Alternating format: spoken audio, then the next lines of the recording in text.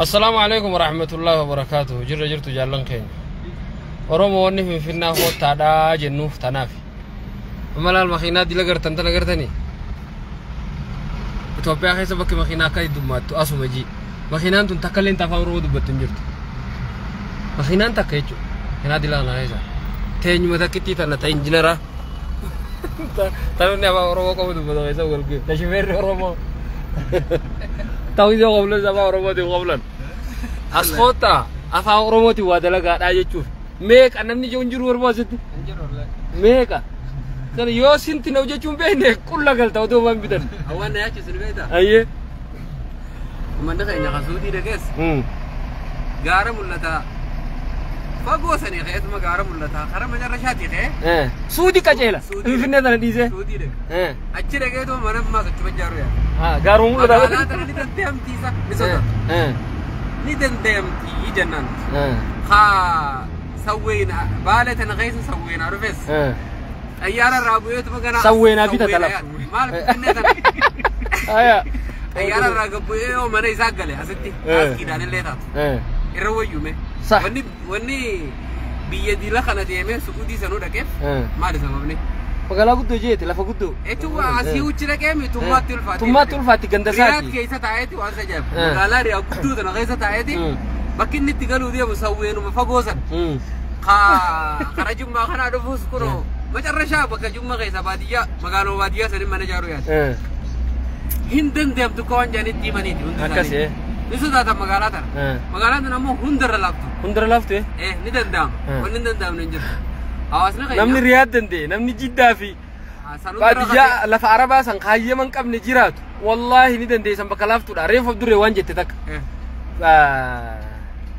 baran gafan duro gamana gali sabab nin ganda kana gali markato diyata ite bar markato diyata ite markaton san ati lalte to baka tana markato tana afan oromo din khaysa son qabete ti karorsit khaysa son qabete wallahi duba namni khenya maltu markato senu isa dorke baka san listirona ci tare do afan amarati malen tare do afan birati male hatta bar amma warri finfinne tana warra carram finfinne isa mudemi dibe warra dalonne finfinne mudemi harki sagal tami sagal jechu markato le tema warri carran dalota abban isa asid dale hinjiru jechu denne hundi warra gale oga khudalla ko ise oga khudashalla ko ise refu ani warra silte khana khufisun dandenyu jenne bar hasawa turre bar sanifin bane bar silte khufisun dandenyu gurage khufisun dandenyu malif achi dufani nu salatan khofiya nu fatani sirri baramma gosa sani machu dianne bar magala tan finfinne da Ethiopia gize jani Ethiopia finfinne tan finfinne kaysa mo baka dalaga tan echu dufani asid dukana nu banani koski ka tarafa nu banete asi wanaja oboleso rabbi ja ajara khenya magalan to tigalu ni tati umada kenya wani samusa kaisa kawachu dando aye magala yo dalagatan malaga le rarkatan fulalle tibaredan magala tan magala biyede nya sayo mana bitelle maruma mana yo bitelle manne ama shanta bitelle sinkalo akala magala tan mar yo mana dachi lama sadi bitelle arabite zabo da takabiti gadi zabo da bar iraq ufta kaze wana ta mata khudan sudi de te dalagisan ammarkat agalen jiru meto kata namu karmaja sumatun dagini satun dagini se wala khad binge nyakon inta ini kasimane ni dagem tanapa mada ke nyoni sininjar no riyad magala beredu san raqatani sawena yadina riyad magala san raqatani garam mulata yadina rasha garam mulata gadi san yadina san raqatani machara mi tatayadina akana wani jirti isin yadan magala finfinne galu akana mal wonni sir rajijira me ko duro duftan aslala asitti gize butan kattitan galina sirra ganda khaysani mattawaqa isin gafa tan asitti ma passport disi agar bi yaraba kasanti marrefiti mitake shofiti namanjan nam tokko marrefiti khasin jonjuru o khisha kheti wanya tu qabannan astai bi yabari bi yaraba khaysatti ma sonni jollete nyaw fe somal ne aye yo jarti fudes sire karam ne bitu malen bitu aya sira shakaram ne bitu malen aye mana karam ne khaysa galutin galaja aya silasan dise jar sajartin dalagatani o furani jiratanis finfinne dan rabota bitatani akana mana bitatani magala dan yo godu mobat bakkumatti galtu qabaannaan manuma tokko qoonseetu qabaannaan tujjaarati magaalaa. Wallahi akkasii. Yeroo gabaabdu makiinaa bitatte yeroo gabaabdu fooqii ijaarratte yeroo gabaabdu nama tujjaarummaan daftee dhufte asitti. Daftee dhufte. Bakka ammas miskiinummaan isinitti deebisanii deebuu yaaddan. Biyya teenya bakka waan jirre maa yaaddan isin bakka waan jirre deebuu maa yaaddan. Soofteerii magaalaa tanaa maaltu isin keessa haqe? Kana. Wanni soofteeruma magaalaa tanaa isin keessa haqe maali uummata keenya? Kun ijoolleen Guraagee bisiltee tun hundi si dhalannaan asi guddatti. Asi guddatti. Numa dhufti waan duutu numa ni jennee garra. Numa guddatti. Asata kadhattu tun garree. Ati mana mee namni tokko Riyaadirraa dhufe.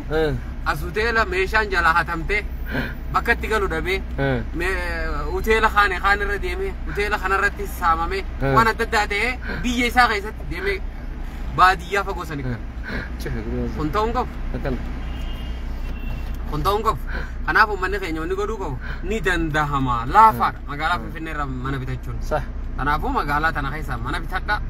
Magaalaa tanarraa lafa bitadha irra ijaarradha ni dandahama waan jiru sammuu teessan keessa kaadhaan isin jechuudha. Warri itti galaa jirtan galatooma. Warri maal jettan dubbadha.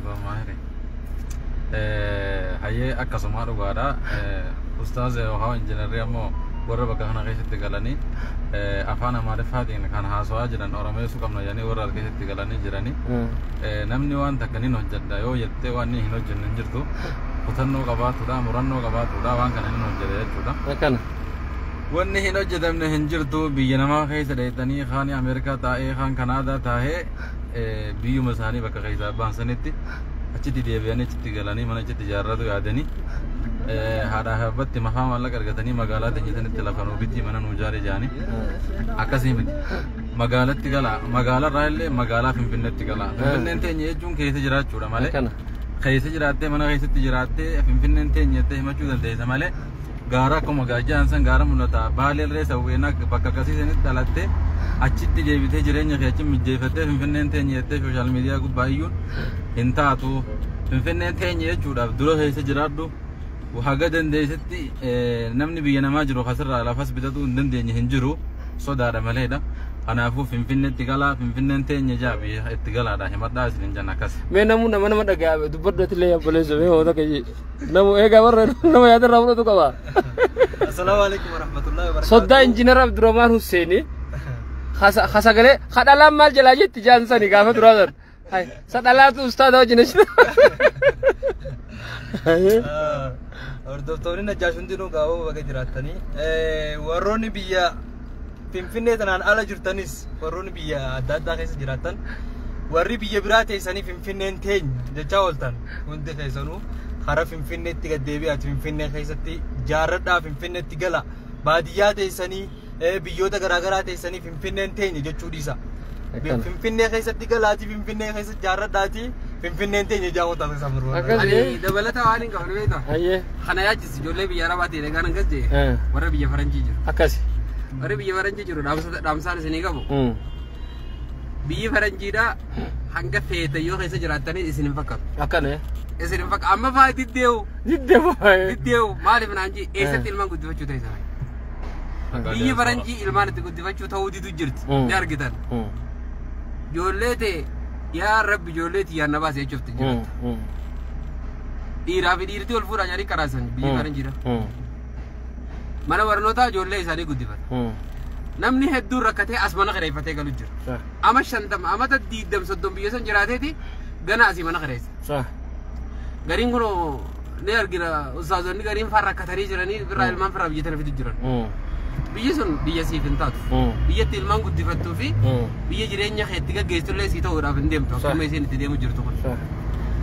Wanni si baasu irra hedduu siyaasaa gugguidduu qofa ofillee faayidaan qabdu. Akkana. Jiru practically jibbaa ooluun biyya jibbitanii biyya baatan biyya jibbaa ooluu qofti biyyi teenya sawwaa biyya amteechaa ooluun qofti faayidaan qabdu. Biyyi tunis waan babbareedduu biyya faranjii caaltuun hedduu qabdi. Qottu mana as ijaaru dandeettii ni qabdan. Dandeettii qabdan saniin biyya jibbaatii fi siyaasuma jala jarri biraa isaanichi siyaasaa isaanii hojii ofaatu baasee fooqiilee ijaarratan mana ijaarratan waan adda addaa as ijaarratan. Keenya kun eega lolee. Tanuma lolaa sana ofaa. Saniif magaalaa tanatti warri biyya faranjii jirtan ilmaan keessan bakka itti guddifattanis as malee bakka isin baasu hin jirtu. akanaga isi waamti harmeen yaa ilmaan koona dhagaaya isiniin jetti harmeen walbaa isanii mee akka wallee jiru as ba'u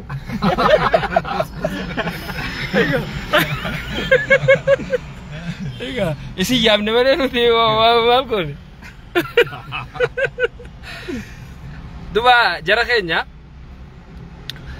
keessaafuu biyya teenya tana keessatti magaalaan guddoon biyya Afrikaa tana keessatti magaalaaleen biraa magaalaan hundi bareeddi beekaf dure magaalaan hundi ni taati magaalaan teenya magaalaan Itoophiyaa gizee jedhan nama Finfinnee tana jiruutu Itoophiyaan jiraa jechuu danda'a kaan ammoo gonkuma Itoophiyaan jiraa'u jechuu danda'u jechuudha kanaaf biyya teenya ni jirra awwarra Itoophiyaati jechuudhaaf akka jaraagaltetti isinii haa galtu nama sheekha tokkotu maal jedhee jaan ganama kana naayimanii sheekha keenya nama sheekha beekamaadha ummanni Guraagee fi ummanni Silteedhaa kun haa galatoomanii je ummanni keenya nuufillee asitti as galee asii sassalaatu baahu Guraageen hoofiyaa uffattee imaamaa hidhattee as keessaa salaata markaattoo tana keessaa akkatti itti fuftutun gurra nu gootee je akkasuma isinilleen obboleeyso Finfinnee tana magaalaan Finfinneedhaa magaalaa teenya jechuun ta afaanii ta keessan jirre